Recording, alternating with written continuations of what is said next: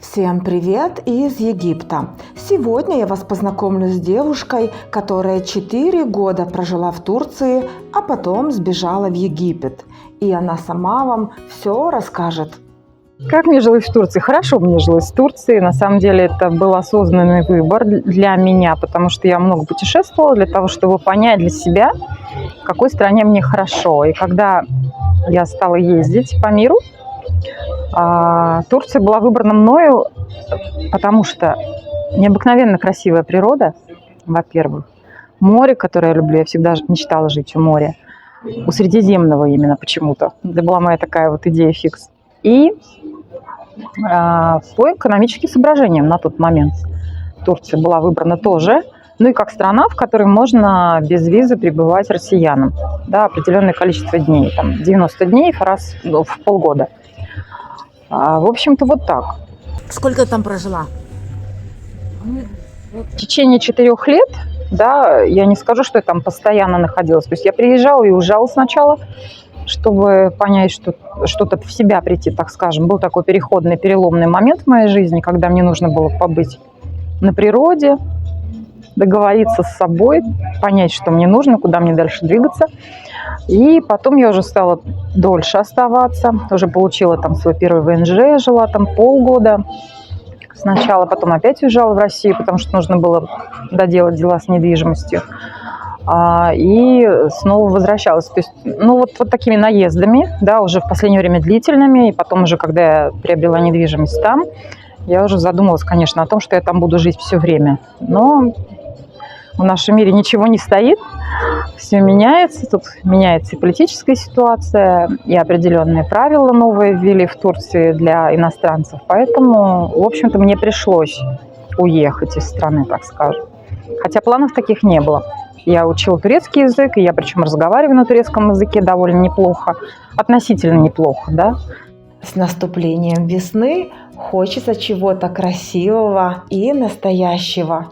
Приглашаем вас в ювелирный магазин Навар Jewelry, где вы сможете выбрать ювелирные украшения на любой вкус. Украшения с бриллиантами, сертифицированными крупнейшим европейским институтом HRD Антверп и гемологическим институтом США GIA. Сертификаты можно проверить онлайн. Итальянское золото 750 пробы, белое, желтое, розовое. Серебро 925 пробы, инвестиционные монеты и золотые слитки. В магазине принимают индивидуальные заказы на украшения по вашему дизайну, в том числе и с натуральными камнями. Координаты магазина вы найдете под видео. Покупайте себе все самое лучшее. Я жила в Анталии, и поначалу в его окрестности я приезжала. Там есть такая деревня Чаралы называется. Это национальный заповедник Турции.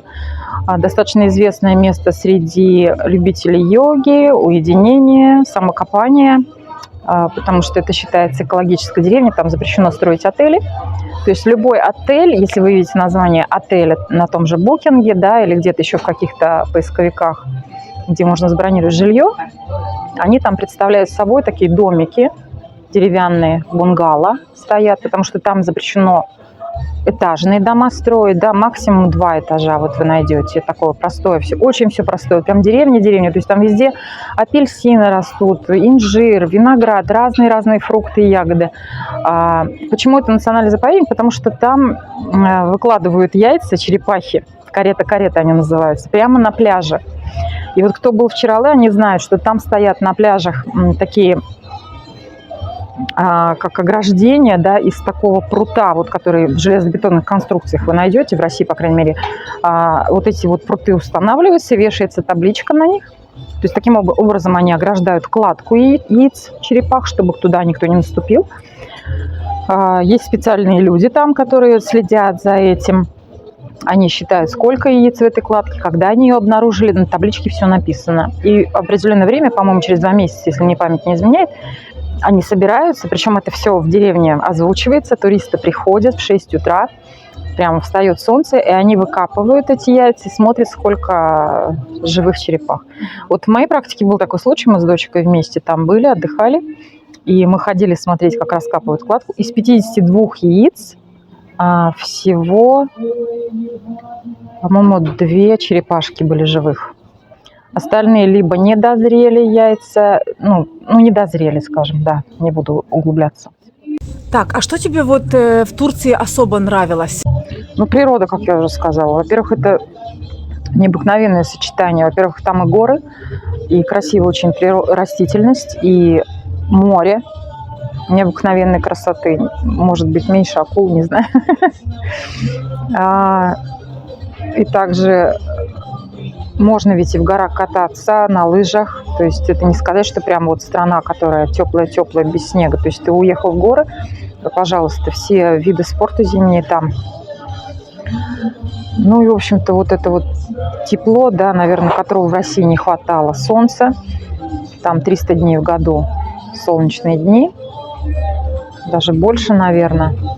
Зимой сыровато, я бы так сказала, потому что дожди идут, и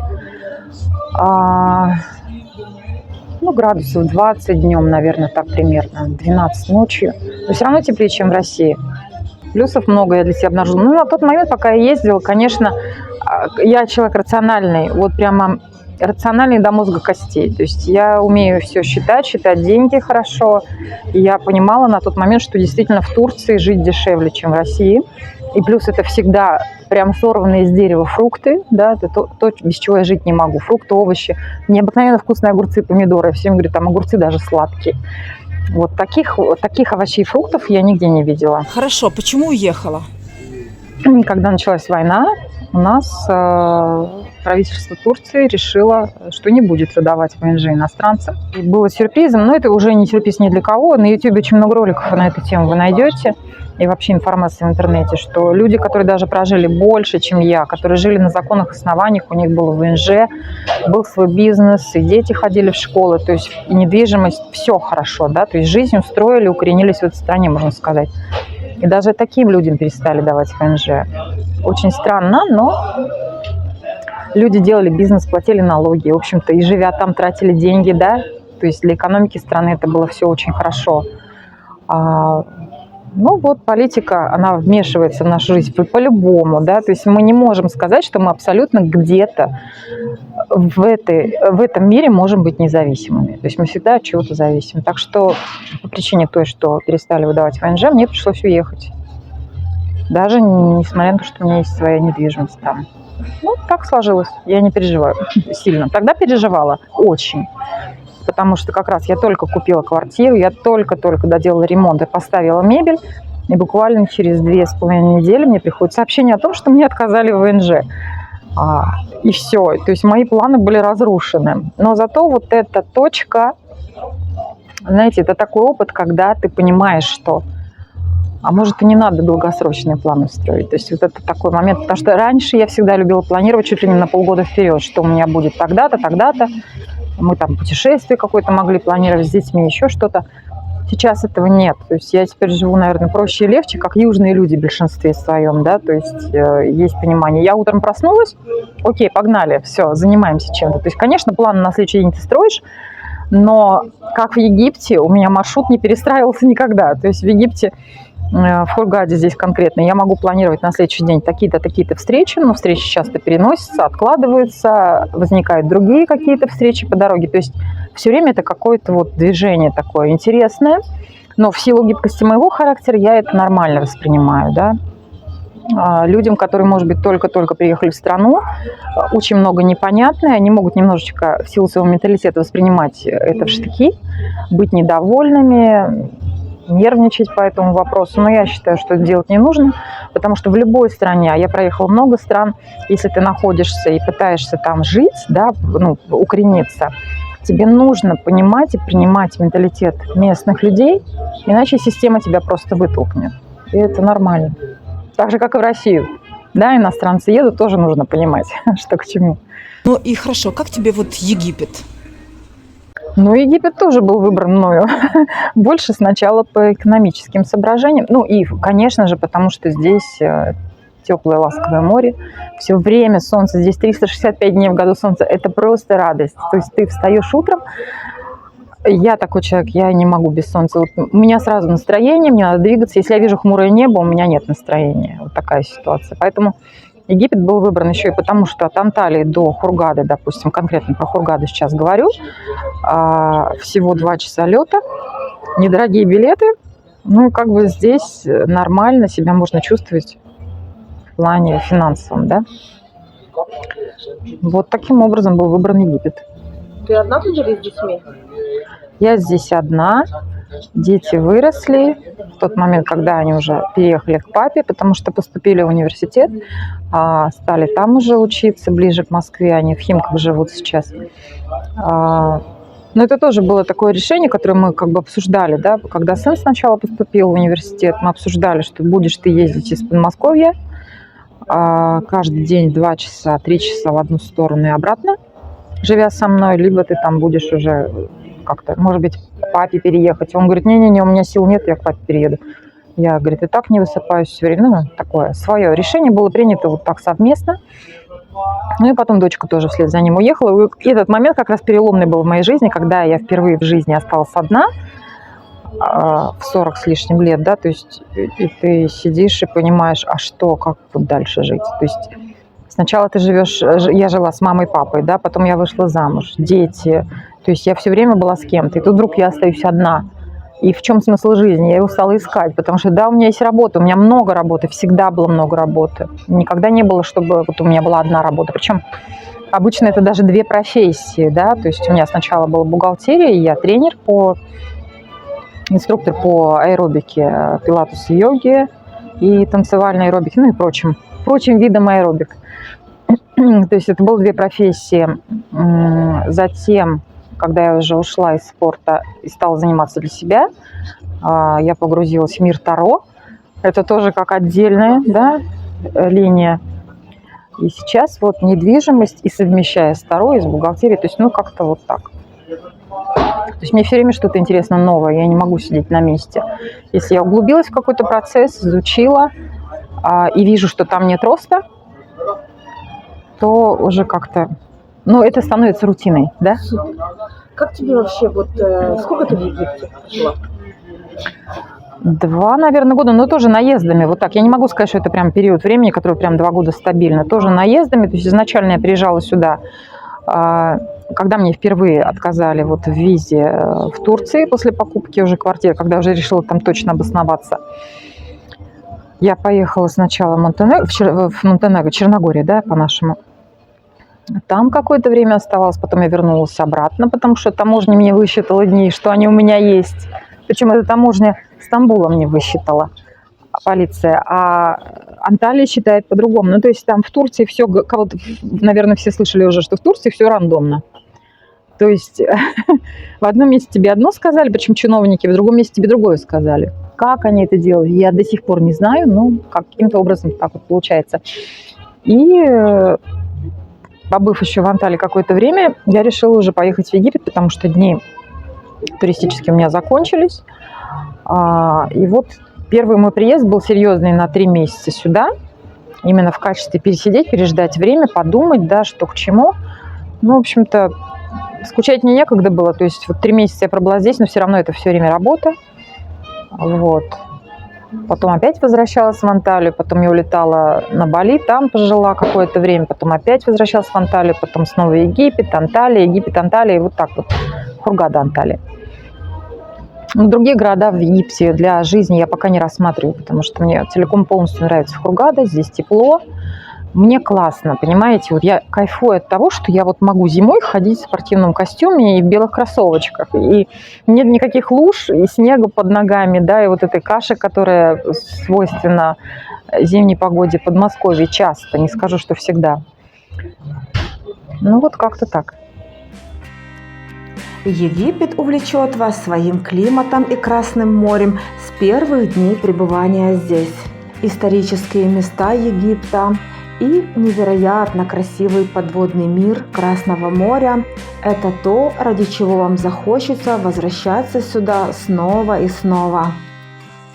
Здесь еще что мне нравится. Здесь как-то все проще. Вот Да? прям вот, ну, все проще. То есть любая проблема, которая нам кажется в России там, или где-то проблемой, здесь вообще не проблема. Ну, то есть, я не знаю, я себя здесь свободнее чувствую, реально. Так что я не знаю, не буду говорить про людей, которые приезжают, там, про женщин в особенности, да, которые приезжают на время отельного отдыха какого-то, там все включено, пакетного тура, там свои какие-то мероприятия, потому что я многое слышу и вижу, что в интернете, и в Инстаграме, и на Ютубе везде говорят, что там мужчины приставучие, да, вот об этом, если поговорить. Ну и в Турции так.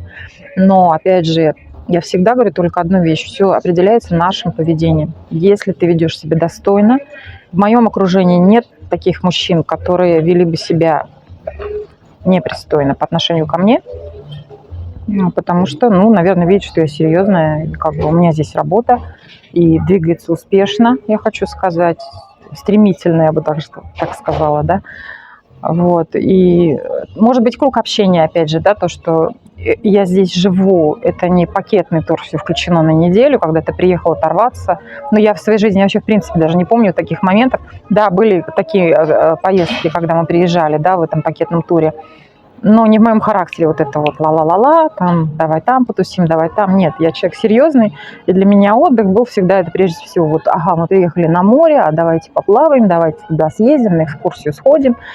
Ну, такое.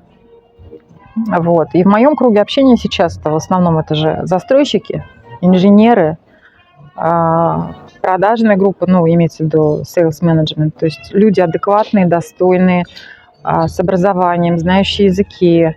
Я обнаружила для себя, что в отличие от Турции, в Египте практически каждый второй говорит как минимум на английском. И, ну, те, кто работает в туризме, естественно, еще знают какие-то языки. По крайней мере, хотя бы поверхностно, да, то есть на своем уровне в плане, углубляясь в свою профессию, они могут все объяснить на немецком, итальянском, французском. То есть люди очень, очень интересны. Причем понимаю, что не у всех есть высшее образование, там, чтобы они изучали эти языки углубленно где-то. Нет. Чисто даже вот на таком разговорном уровне многие не умеют читать, писать на этих языках, а чисто говорить. Но это тоже достойно уважения. Вот для меня это так. Хорошо, а что тебя тут напрягает слегка? Ну, прощаешь. Напрягает, но прощаю? Я даже, наверное, не могу сказать, что меня прям что-то сильно напрягает. Я просто из тех людей, которые всегда видят плюсы больше, чем минусы. Поначалу, наверное, было так, вот особенно когда я начала работать с недвижимостью, напрягало вот это египетское время, да, когда тебе люди говорят, да, встретимся во столько-то, а сами не приходят вовремя или вообще не приходят, могут проспать. У меня были такие деловые партнеры, с которыми мы уже не работаем после этого. Но, в принципе, те, кто работает с европейцами, они знают время, я могу сказать, потому что многие были наказаны деньгами, а деньгами это очень существенное наказание, когда человек там недополучает зарплату или упускает прибыль, допустим, от продажи, потому что он проспал. Ну, извините, это твой косяк, да, и люди осознают после этого момента. Вот это напрягало поначалу, но потом я как-то привыкла, и более того, я хочу сказать, что просто я себя начала окружать такими людьми, то есть я работаю с теми, кто знает цену времени, потому что для меня время – это наиценнейшее вообще. Мы же не можем его, субстанция, да, не договорила, мы не можем его ни продать, ни обменять, ни подарить, ни вернуть. То есть каждая секунда твоего времени должна для меня, я так считаю, использована быть с пользой. Масляное сейчас сказала. В общем, ценить нужно время. Вот я о чем. Но в другой как бы сказать, другая сторона этого вопроса, понимая, что египтяне где-то не обязательны во времени, я как человек гибкий, я быстро перестраиваю маршрут, я переключаюсь на что-то другое. Ага, там достала ноутбук, сейчас все, я посижу, поработаю, пока я кого-то жду, да. Или там у меня другая встреча может вообще случайно даже произойти. Ну, то есть как-то вот всегда находишь, как использовать время. Ну что ж, на сегодня все. Буду с вами прощаться. Как будете в Египте, обязательно посетите магазин Nawar Jewelry, где вы сможете выбрать ювелирные украшения на любой вкус. Все координаты под видео. Выбирайте самое лучшее, и да будет вам счастье. Пока-пока!